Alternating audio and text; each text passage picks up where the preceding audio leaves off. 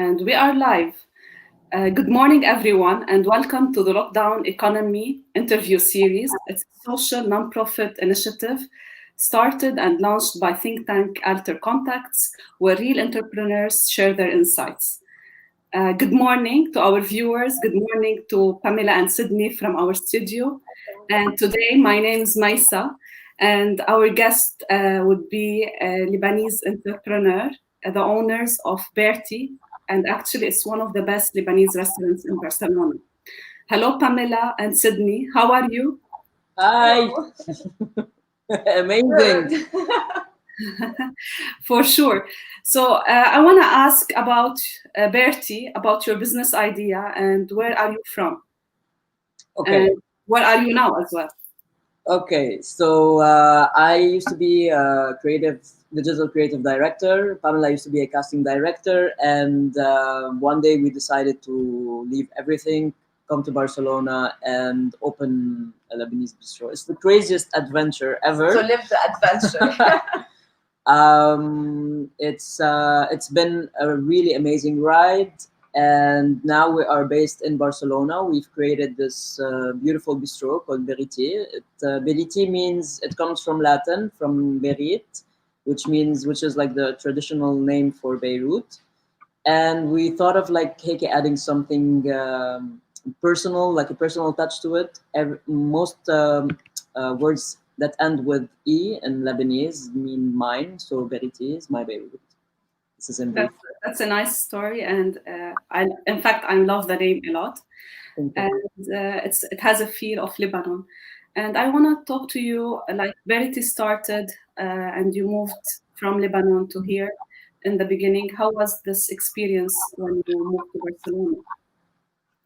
Well, it wasn't that easy, but it was so beautiful all the way, you know.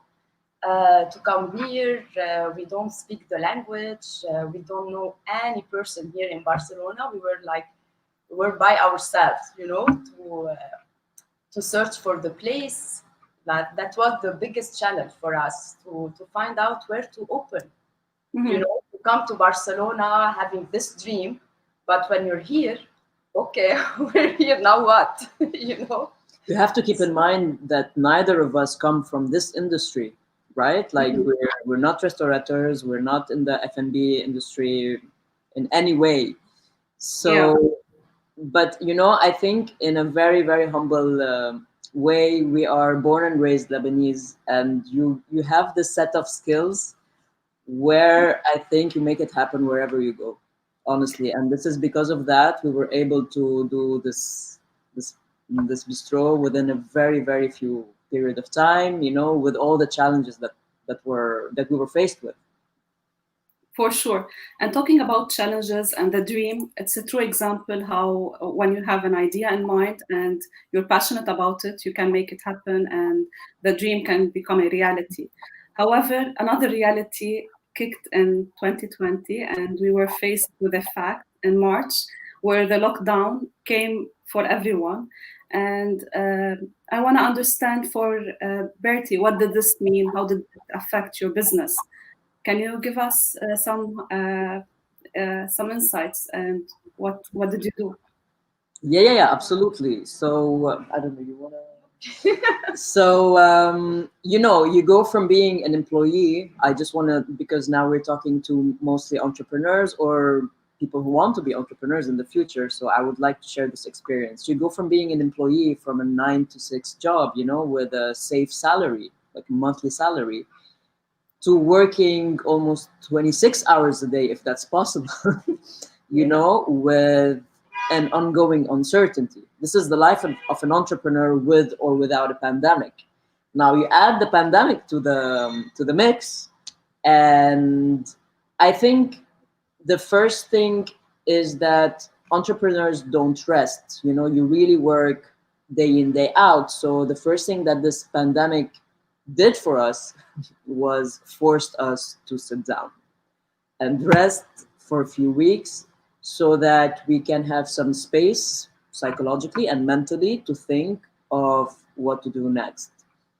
Because ever since we set foot in Barcelona, up until we closed in March, it was an ongoing struggle to bring this to life, to bring Beriti to life.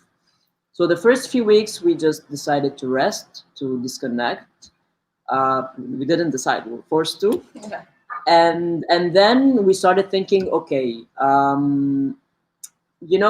was talking about the set of skills that you have as a Lebanese person. I will say it again. We are born and raised in an uncertain environment, in an ongoing uncertain environment. As an entrepreneur, for example, in Lebanon, you cannot have a 5-year plan.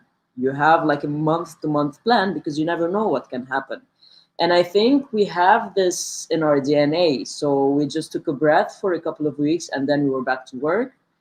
And as a result of that, we created a lot of new projects or services that were a result of the pandemic. So first of all, we created the Lebanese brunch on Saturday. We figured people are going to parks to sit in open air. Okay, we are very close to a park here in Paseo San Juan, so we figured why not we create a brunch formula where people can just come, pick it up with a very hot coffee, and just have them with their friends in the open air in the park. So was one. The second was we created the takeaway service. We wanted to create the takeaway service from day one. We never had the time to go and pick up the packaging, or. So the pandemic gave us the time to go and actually put this takeaway and delivery service in place. And third of all, we just developed a new menu.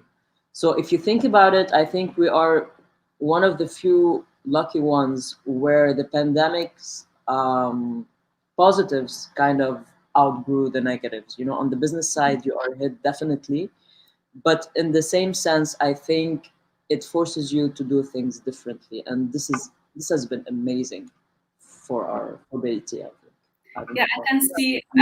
Actually, when I was posting about our live interview today, I came to know that many reached out to me and told me that they love the Lebanese food and they know you. And when I asked how, they told me about the brunch concept. And me, as also involved in the Lebanese in Barcelona, I was able to follow you and attend some, and it was really amazing. And this shows how you were able to be agile and change the operation concept in terms of running your bistro. And as you mentioned, it can be hard and difficult, but you were able to find a win situation.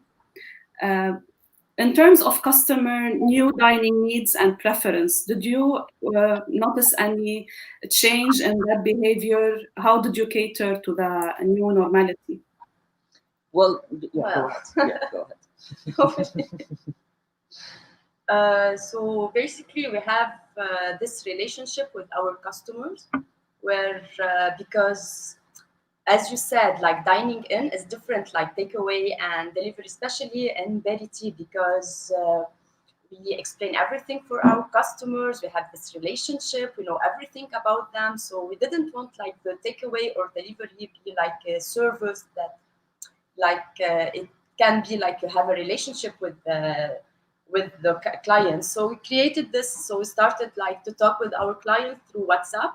So they text us like every day asking what the menu today, what are you cooking? Some of them like would like to have the cauliflower if you can cook it for us for tomorrow. So yes, this is Verity, we have the service for our neighbors before we started the takeaway and the delivery, where they will bring their own Tupperware, for example, They And will, that's "Okay, yes, what do you have today? Okay, I'll just have a bit of these."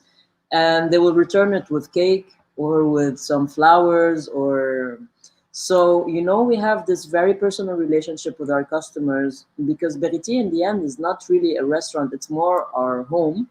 And it's like you're having people over, right? Whenever we have dinners here, people leave with leftovers, for example, or it's true. crazy and weird, but yeah. So I think because we were the only way forward is change. The customers really understood and they were supportive in a very beautiful way with us, and they understood that okay, now the menu is going to be limited. We're going to have 4 items instead of 7, so it's okay, it's not a problem. Now we can reach out via WhatsApp and ask in 2 days if we can have this specific dish. It's okay, we'll do it. So it's a very personal relationship, and it grew stronger actually after the pandemic.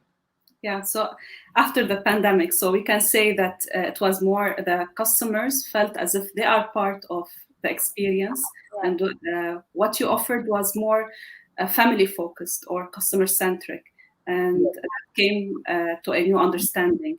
So, and when things seemed under control and July came and everything was back to normal, when the new normal, when the was lifted, when the restriction.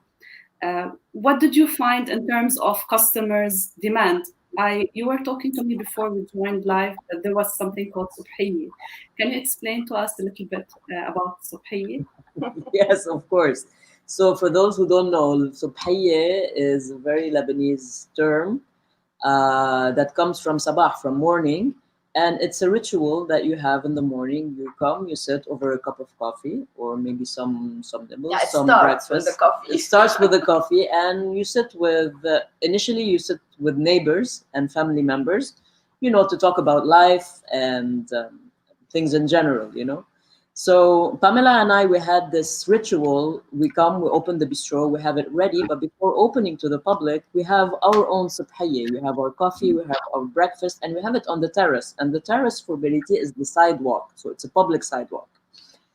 And so people were passing by, and looking at the table. And more often than not, these people are our neighbors. They're from the same neighborhood. So we're like, hey, join us for coffee. Yeah, of course, I'll join you. So we start with Pamela and I, and then we end up with 5-6 people, day in, day out, until 1-2 p.m. So it's like, Beirut is about this. Beirut is about it's a small Beirut. Like I always say, it's a pit stop, It's like a sneak peek into what Beirut is, and the cultures and the traditions. And we have beautiful cultures and traditions. And this is how we introduce them in a very subtle way, because they're part of us, Mm-hmm. Yeah, for sure. And regardless of how the scenario plays out here, there's no denying that the coming period will be difficult for most of the restaurants in the industry, and especially after the news that. Today we're closed. Yeah, first day. So how did you react to it, and do you have any future plans to deal with the current existing fact and new normality that we are faced in uncertainty, and any day we can go back into restriction and lockdown? Yeah, I think now it's a survival mode. I think for the F&B industry, we have so many plans, we have so many projects, that are still pending. This whole thing to be over. So I think for the time being, the smartest thing to do is just to be more involved than ever with the people, because it's the people, it's the customers that make the sustainability of your business in the end, So I think now all our efforts is towards that. We're limiting as much as possible any cost, any new investment, so that we can ride this wave as smoothly as possible. But we promise you, myself, we have so many amazing projects coming up. So, yalla, fingers crossed, we get through this. And I'm sure we'll be able to get through this. And I'm waiting to see what the projects you have in mind and to come live. Are there any top priorities at the moment you are working on? For now, Or you have in mind the top priorities in terms of like changing the operation procedure, updating, since you already did this during the lockdown? Would you modify anything? Yeah, I guess for now we're going back to takeaways, and we have like a project we wanted to launch, Cindy and I. So I guess we're gonna take this opportunity to work on this project. Meanwhile, until we're open again. Yeah, we'll reinforce also menu del dia for takeaway and for delivery. So it's you have to go. You have to ride it. I think the best way possible. It's tough psychologically for any entrepreneur. Of course, it's very tough.